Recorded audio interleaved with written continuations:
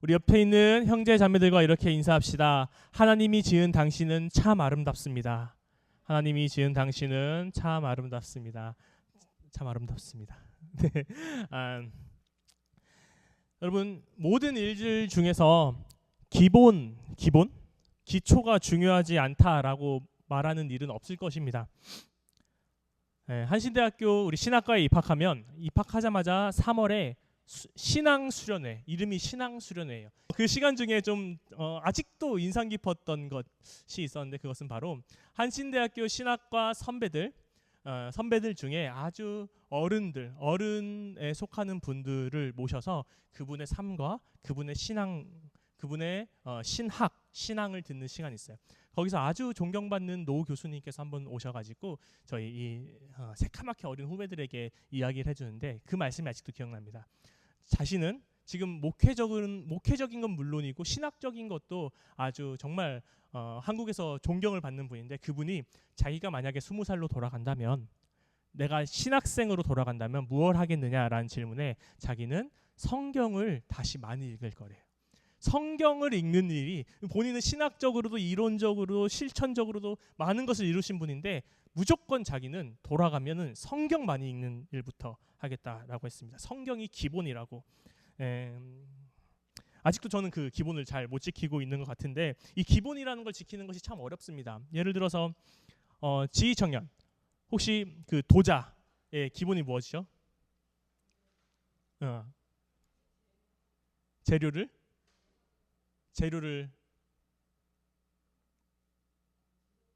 재료 확인.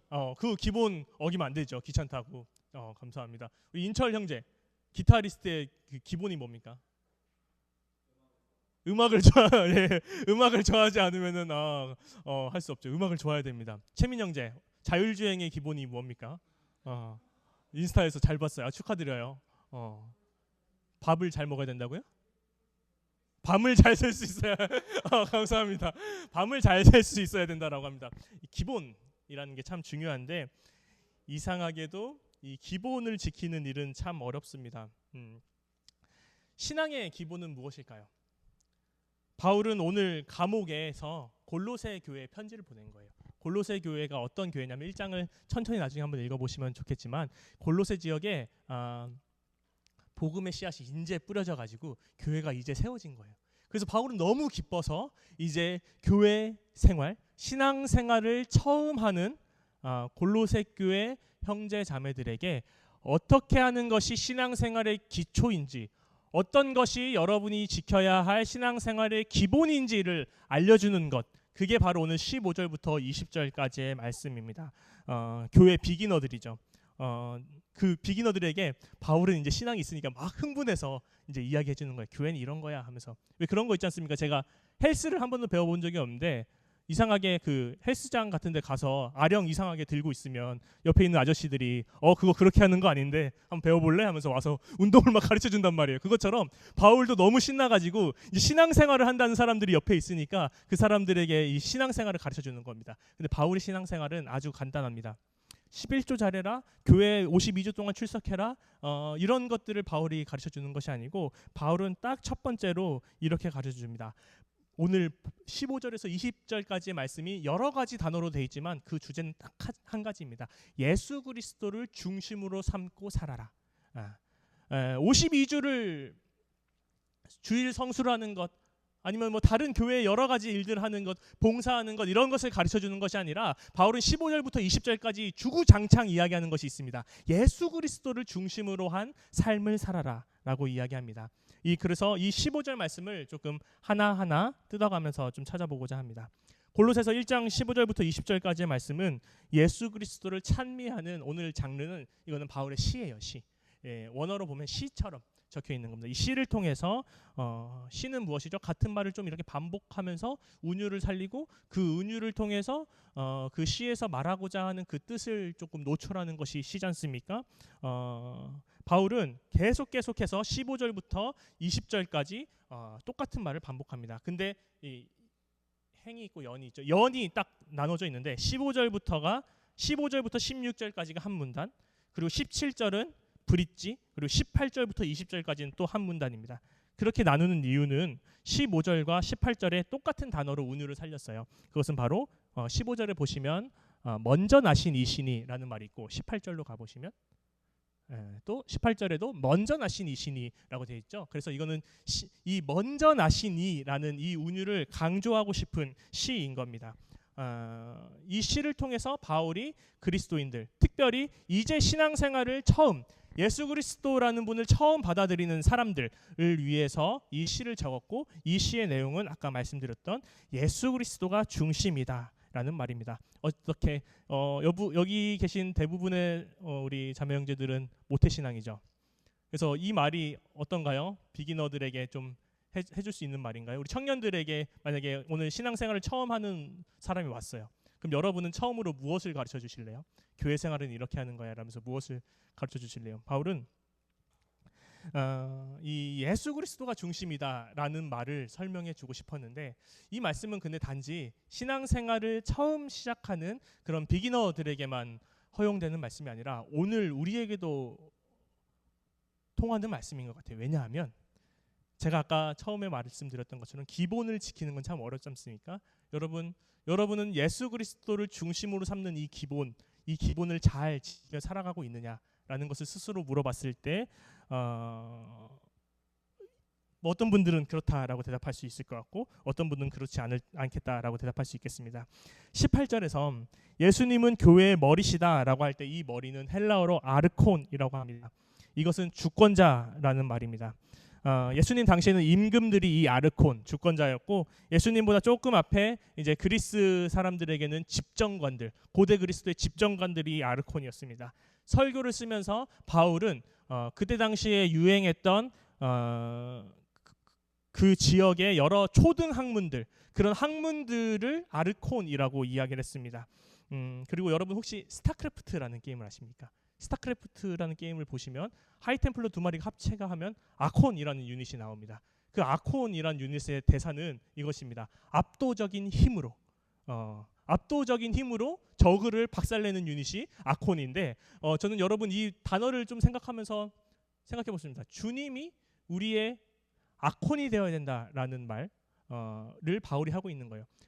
그러니까 우리의 삶에서 주님이 압도적인 힘으로 우리를 이끌어가고 계신가를 물어보고 있는 거예요, 바울은. 여러분의 삶이 정말 주님의 압도적인 힘에 이끌려서 가는 삶이냐?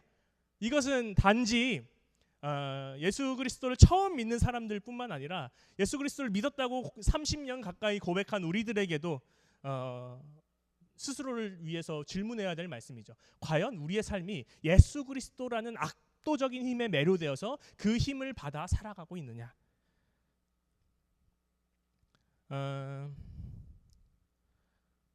그래서 오늘 말씀은 예수님이 아닌 다른 것에 자꾸만 압도되어서 살아가는 우리들, 다른 것을 향해 나아가는 우리들, 다른 힘을 좇으려는 우리들로부터 예수님을 우리의 중심으로 삼고 그 예수님의 힘에 압도되어 살기를 바라는 마음으로 이 설교를 준비했습니다.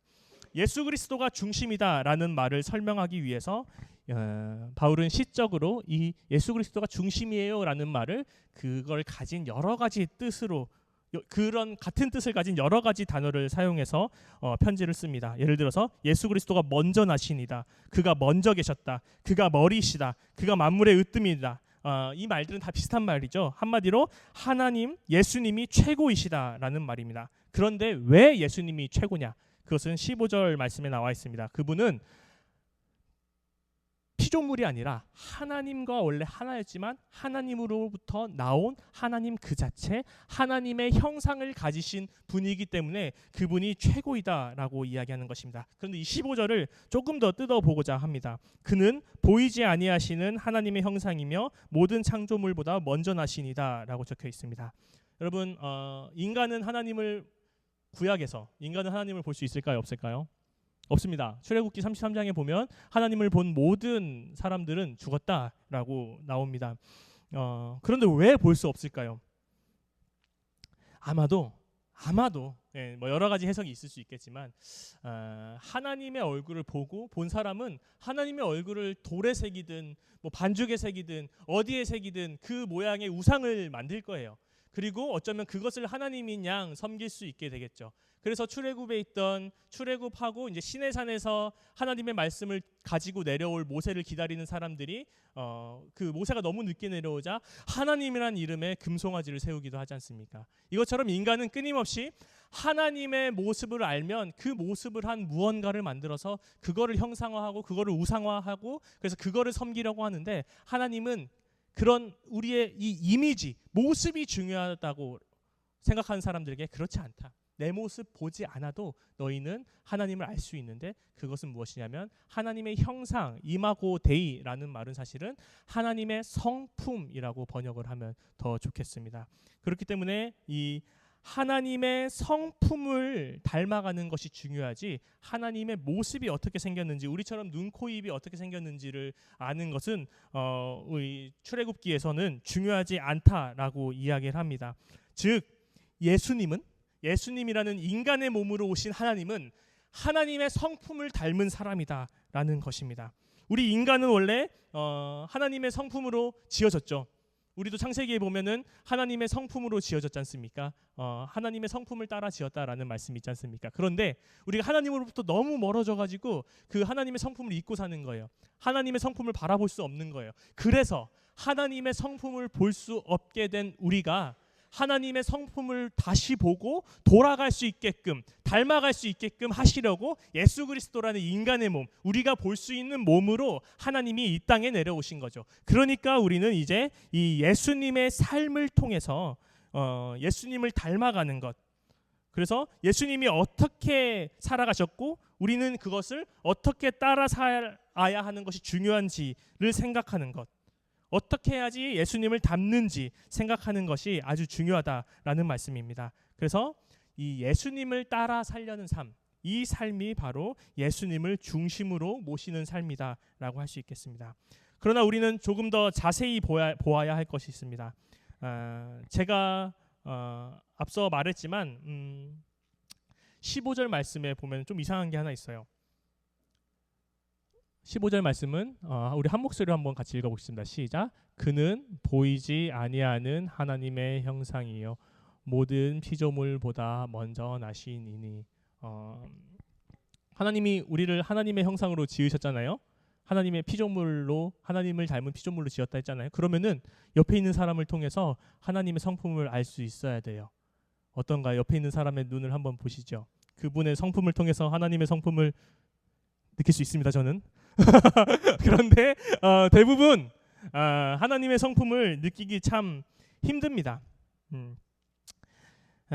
이 말씀이 우리에게 15절의 이 절반의 15절의 절반에 행하는 그는 보이지 아니하는 하나님의 형상이요라는 말이 우리에게 주는 경고가 있습니다.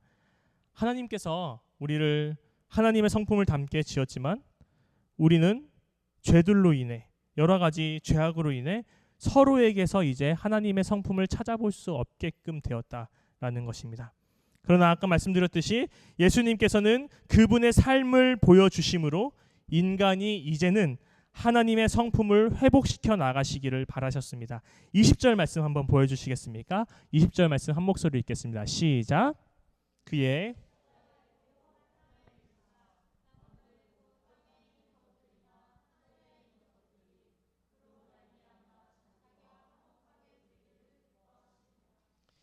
(20절) 말씀은 예수 그리스도의 십자가로 인해서 하늘과 땅이 화해를 이뤘다라고는 말씀입니다. 하나님의 성품으로부터 멀어졌던 우리가 도저히 서로의 모습으로는 하나님을 닮지 못했지만 예수 그리스도의 십자가는 그냥 단순히 예수님께서 십자가에 달리신 일뿐만 아니라 예수님이 십자가에 달리시게 된 모든 그의 삶을 통해서 우리를 그 삶을 보고 따라 삶으로써 우리의 삶을 돌이키고 하나님의 성품으로 돌아가게끔 하나님과 화해하는 것이 중요하다라고 바울은 표현하고 있는 것입니다. 우리는 예수 그리스도의 삶을 통해 그분의 삶을 본받아 그분에게 주권을 맡기고 압도적인 힘으로 그분에게 끌려가서 하나님의 성품을 회복해야 합니다. 하나님이 지으시고 창세기에서는 우리를 지으시고 보시기에 좋다, 아름답다라고 했던 그 모습을 회복해야 됩니다. 중고등부 예배에서 저는 오규진 집사님이 찬양 인도를 해주시는데 그때 처음 알게 됐는데요. 여러분, 아름답다라는 말의 어원에 대해서 좀 아세요? TV에도 나와서 좀 아시는 분도 있을 텐데, 사실 저도 이번 설교를 준비하면서 많이 검색해봤습니다. 그러니까 어원이 여러 가지긴 한데 조금 제가 봤을 때 설득력 있는 말은 확인되지는 않았지만, 이제 한자에서 나아죠. 이 아와 이 아름답다의 이 파생된 말이다라는 것입니다. 그러니까 아름답다라는 말은 나답다라는 말로 번역을 해도 괜찮다라는 말이었습니다. 이 말이 진짜인지 아닌지는 정확히 확인되진 않지만 이 말이 그리스도인에게 주는 의미가 있습니다. 보통 선한 사람이 그 사람답지 않게 나쁜 행동을 하면 부모님이나 지인이 너답지 않게 왜 그래? 라고 합니다. 그러면 그 사람들은 이렇게 이야기합니다. 나다운 게 뭔데? 근데 하나님의 형상으로 지어져서 선하게 살아야 될 우리가 이상하게 왜 하나님으로부터 멀어집니다. 그러면 하나님이 묻습니다. 너답지 않게 왜 그래? 우린 지금까지 이렇게 하나님께 대답한 거예요. 나다운 게 뭔데요? 그럼 하나님이 이렇게 대답하신다는 거예요. 너다운 거? 예수 그리스도. 하나님은 우리를 하나님의 성품으로 지으셨습니다. 아름답다라는 말은 너다움을 회복한다라는 말은 그것은 바로 예수 그리스도의 성품을 회복한다라는 말로 우리는 해석을 할 수 있습니다. 우리는 그러므로 하나님의 성품을 회복해 나가는 과정, 우리 피조물들이 하나님이 지으신 성품, 하나님의 성품을 회복해 나가는 그 과정이 우리에게는 아름다운 일인 거죠. 그러니까 우리가 하나님을 닮아갈수록, 우리가 하나님의 마음을 닮아갈수록 우리 피조물들은 더욱더 아름다워질 수 있다라는 말씀입니다. 우리는 이 말씀이 18절에도 나오지만 교회에 하는 말씀임을 우리는 기억해야 됩니다. 예수님은 교회로 모인 사람들의 머리다, 아르콘이다 라고 말씀하시는 겁니다. 머리, 아르콘, 주권자입니다. 예수 그리스도가 주권자이신 교회에서 우리는 이 교회 안에서 먼저 하나님의 성품을 회복해 나가야 됩니다. 우리가 물론 예배로 모여서 예수님을 바라보고 말씀을 바라보고 하나님의 성품을 회복해 나갈 수도 있지만 그건 1번이고 2번이 무엇이냐면 우리는 옆에 있는 사람을 통해서도 하나님의 성품을 바라볼 수 있어야 됩니다. 그 말은 다른 사람에게 책임을 맡기지 말고 나 스스로에게 먼저 책임을 가져오는 말입니다. 내 모습을 통해서 내 옆에 사람이 하나님의 성품을 바라볼 수 있게끔 나의 성품을 갈고 닦고 나의 영성을 깊게끔 해야 되는 것입니다. 저는 그렇게 되고 싶어요. 부족하겠지만 제 모습을 통해서 여러분이 하나님의 형상을 바라볼 수 있으면 좋겠고, 그리고 또 여러분도 그러고 싶어 하기를 바랍니다. 여러분의 단순한 말 한마디와 여러분의 단순한 행동과 단순한 습관들과 여러분들이 사람을 대하는 그 태도를 통해서 우리의 교회의 우리의 지체들이 당신을 통해서 하나님의 성품을 알고 그것을 닮아가고자 하는 그런 놀라운 일들이 예수 그리스도라는 주권자 아래에서 일어나는 곳, 그곳이 교회라는 것이에요. 저는 그 일을 우리 신암교회 청년부에서 먼저 해봤으면 좋겠습니다. 지나가다가 당신을 보고 하나님의 모습은 저런 거구나, 당신의 모습을 통해서 하나님의 형상을 봤어 라고 고백하고 또 그런 얘기를 들을 수 있는 우리가 될 수 있기를 바랍니다. 우리 창조절이라는 절기가 시작되었습니다. 하나님의 아름다움을 회복해 나가는 절기입니다. 오늘 설교에 비춰보면 우리의 아름다움은 하나님을 닮아가는 모습입니다.